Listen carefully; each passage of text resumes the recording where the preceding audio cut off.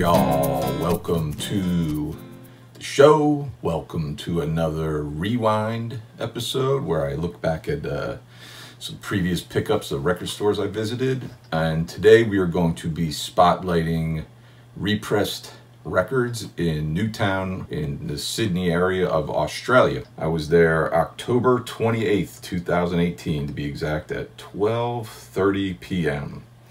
and picked up a handful of CDs. These all ended up being, they're all used. They ended up being less than $4 each. Like, I think I got them all for like $3, with the conversion, like the US dollar was really strong. Or the Australian dollar was very weak, however you want to look at it. And so all these CDs ended up being, you know, in US dollars, like $3 something each, which is pretty good. But really cool store. I was over there for a film festival, had the day off, and decided to walk over to Newtown, which I had visited. I actually stayed in that area the first time I went to Australia, maybe 8 some odd years earlier. Repressed was really good. They had a really good selection. My memory is right when I walked in the door, there was this bin of these used CDs that I dug through, and I know I found quite a few there. And then, you know, the rest of the store, you know, just kind of look through, and maybe a couple of these other ones come from there. I'm not sure. But only CDs today. No, didn't pick up any vinyl. You know, when I'm traveling, especially like that overseas, vinyl can be a bit of a pain to bring back on a plane, so I try to kind of stick with CDs. And without further ado, here's what I picked up at Repressed in 2018. 2007, we get Digitalism and their album Idealism. I first discovered this band by watching the often mentioned New York Noise program, music video show I used to watch back in the 2000s or whenever it was. Liked that song quite a bit. Never really delved too much deeper into it. I might have a couple other like digital tracks by the band, like here or there, but didn't have any albums or anything like that. So saw this there at Repressed and decided to give it a shot. Again, got it fairly cheap, so if it turned out not being that great, it wasn't going to be that big of a loss, and it's not that great. You know, with its electronica music, that synthesizer pop, sometimes that really like kind of heavy electronica synthesizer stuff, a little bit goes a long way for me. You know, I'm not like that, you know, deep into that sort of genre that I can listen to it through and through. It's usually, I think with that genre, it's more of sort of like pick and choosing certain songs that I like, you know, as opposed to listening to a whole album. But, you know, what can you do? You got to take a chance sometimes. And when it's cheap like that, like I said, it's not that big a deal if you miss out. You got some lyrics in here for the songs that do have lyrics. Again, it's always kind of interesting just to kind of see what else is on an album by, like, when there's a certain song that you really like and you want to pick up the album and, you know, give the rest of it a listen. And sometimes it works out, sometimes it doesn't. But, on this record, the songs that I like are, like I mentioned, the song Pogo, which was the video I saw on New York Noise. I really, really like that. And the only other one I really liked was called I Want.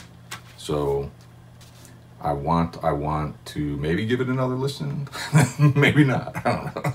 Next up, we've got a twofer by the band that so many people love called Big Star. And this includes their 2 albums, Number One Record from 1972 and Radio City from 1974. I was familiar with Big Star. I'm trying to think. There was a really good documentary that was made not too long ago. I can't remember if I'd seen that. I don't remember when that documentary came out, so I'm not sure if I saw that before or after I picked up this CD there. I feel like I had already seen it, but I was familiar with Big Star. I just didn't own any of their music. I'd heard some of their songs that were covered by other artists, so I was familiar with them in that sense, but I'd never really, you know, heard any of their albums really, except maybe if I had seen that documentary already. But it's you know, like that sort of 70s mellow kind of pop.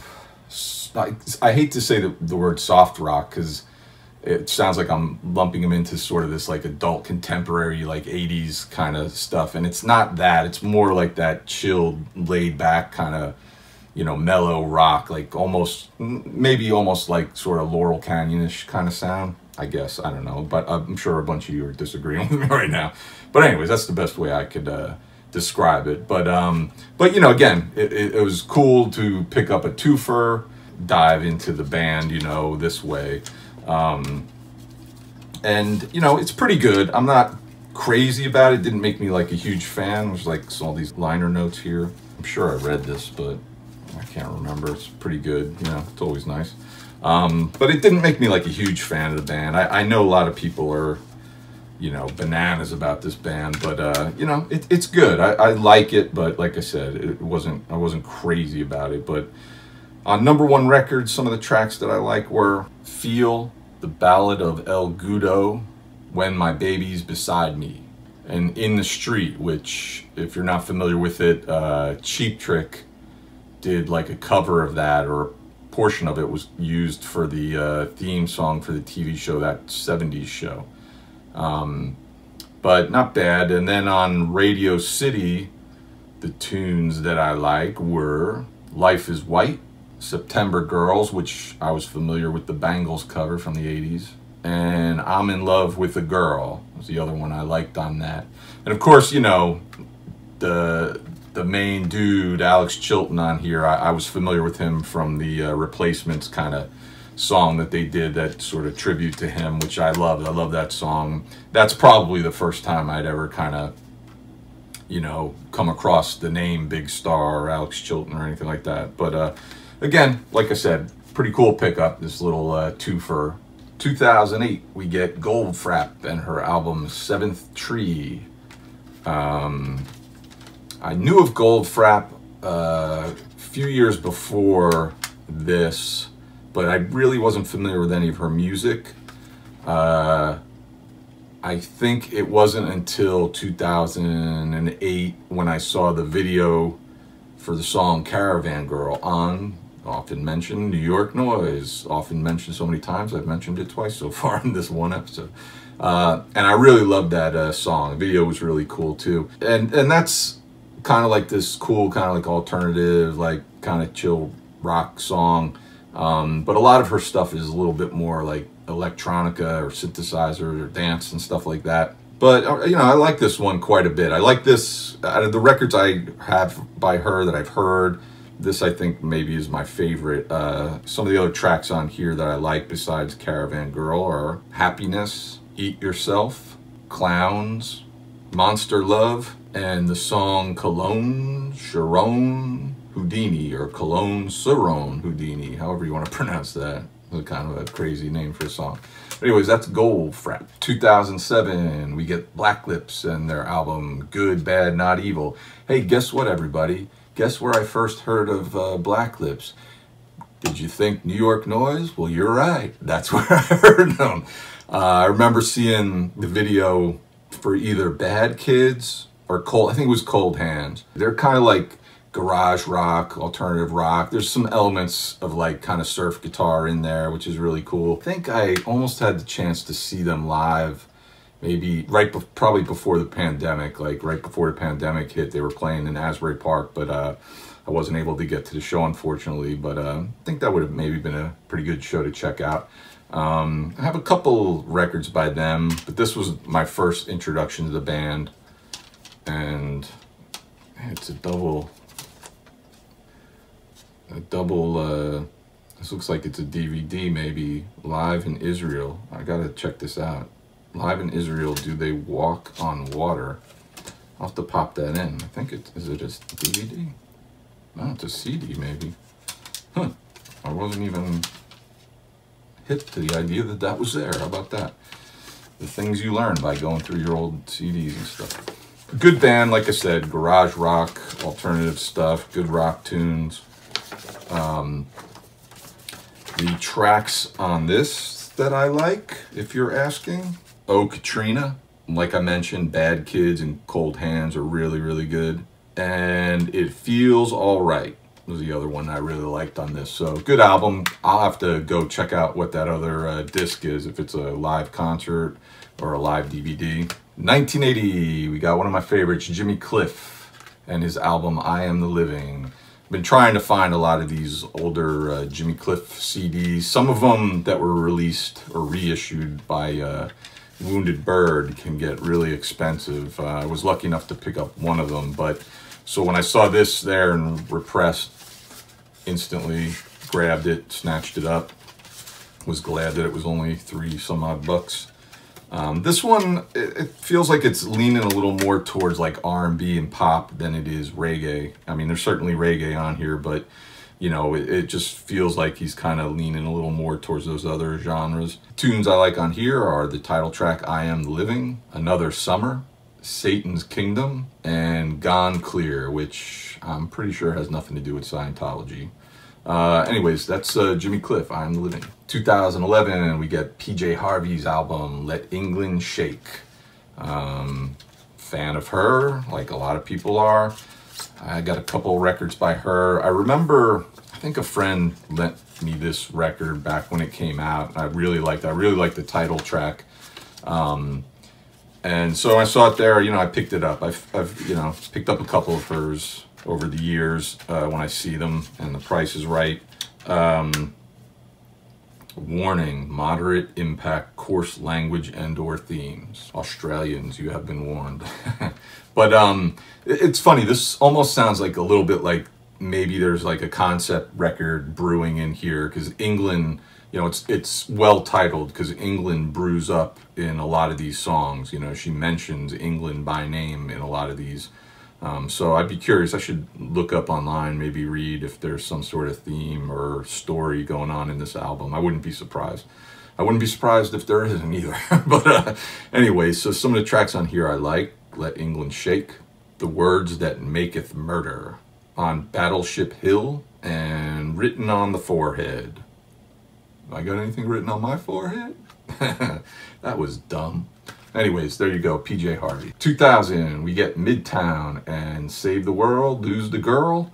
This is kind of like your alternative pop punk, sort of a little bit of like that emo kind of sound from the early 2000s we all remember. I first heard of this band, their song Let Go was used as the theme to one of those MTV like Real World Road Rule Challenge things, you know, but I really liked the song. It was really catchy, like really a catchy tune. And I'm embarrassed to admit just now that I watched the MTV Real World Road Rules Challenge in 2000, whatever. But, you know, not bad. I remember at the time reaching out to the band. I was trying to reach out to all these bands to try to get maybe some music video work, as we'd done a short film that played pretty well at some festivals. And the drummer, Rob Hitt, actually kind of corresponded with him a little bit. He really liked the film, but, you know, nothing came of it, but what can you do? So I saw this. I always was thinking about picking this up because I really like that song, Let Go, and just curious like what the rest of this might sound like. Finally saw it there at Repressed and decided to give it a shot. It's okay, you know, it's not bad. It's, you know, typical what you'd expect from that kind of like 2000s pop punk emo stuff. Some of the tracks on here I like besides Let Go. No Place Feels Like Home, Such a Person, and Resting Sound was another track on here that I liked. And there's a little hype sticker that somebody just slapped onto the back there. Thank you. And this was on the great Drive-Thru Records. They put out a lot of this kind of stuff back in the 2000s. They have a t-shirt somewhere for their record label. 2003, we get the Distillers and Coral Fang. Another warning, strong impact, coarse language and or themes. I guess that's their version of our parental advisory sticker or whatever. They use a different one down there. First discovered this band, saw their video on Much Music for City of Angels. Really loved that song. And then a few years go by and I remember seeing the video for Drain the Blood on Much Music as well. This says Safe Cover as well. I think there's a different cover for this album. And this is the safe version with all these little animals on it. So there's another version that, oh, I think this is a promo. This is not the original artwork. It was deemed too explicit for your local store. Yeah, so I'll put the picture up of the correct album cover. But I think it's kind of in line with this kind of artwork here that you're seeing on the CD. But good band, kind of, you know, punk, rock. I always thought Brody Dahl, the lead singer, she sort of carried the torch of Courtney Love. You know, when Courtney Love at the height of her career, like Brody Dahl, it almost sounds like she kind of, you know, took over, you know. I don't know if I think the Distillers split up. Maybe Brody Dahl just records solo now, or maybe they got back together, who knows. But tunes on here I like besides Drain the Blood are Die on a Rope, title track Coral Fang, Beat Your Heart Out, and Love is Paranoid. I can't remember Beat Your Heart Out. I wonder if that's a cover of the old like Zeros tune. I'll have to look. I'm not really sure, but that's the Distillers. 2007, we got Paul Kelly, Songs from the South, Volume 1 and 2, saving the Australian for the final record. Double CD, one CD, 1985 to 1997. Then you got one CD, 1998 to 2008. And the only thing I knew of Paul Kelly's, I remember from the 80s, his song Dumb Things. That was the only one I remember, and I really liked that song. And saw this there, and it seemed like a great deal. This big, like, you know, career retrospective on 2 CDs for, again, maybe $3 or something. So I decided to grab it. You know, he's kind of like, you know, maybe there's, I mean, he's kind of covers a bunch of genres. I mean, I think he's got some songs you would maybe classify as new wave. There's certainly rock, alternative, kind of folk music. You know, he's the Australian troubadour, if I could use that term, and no one would hassle me about it. But it's good. I mean, I like this, you know, it's all chock full of liner notes and pictures and discography in here and everything. It's really cool. I like this one. I'm glad I picked it up. Some of the tracks on here that I like are From St. Kilda to King's Cross, Before Too Long, Look So Fine, Feel So Low, Nothing on My Mind, Love Letter, Every Fucking City, Gonna Matta, Song of the Old Rake, and of course, like I mentioned, Dumb Things, which I heard back in the 80s that I liked. So really cool. I'm glad with this pickup. Really something that I probably wasn't really looking for, but when I saw it, I just remembered the name and remembered that tune and just was like, yeah, let me give this a go. It's good. It's fun. You know, it seems like he'd be cool to see in concert. So that's it from my pickup for Repressed Records down in Newtown, Australia. Really cool. If you ever get down there, check it out, go in, visit them, pick up some stuff, and you'll thank me later, I think. Will you? Yeah, maybe not. I don't know. Anyways, thanks for watching. We'll see you next time. Bye.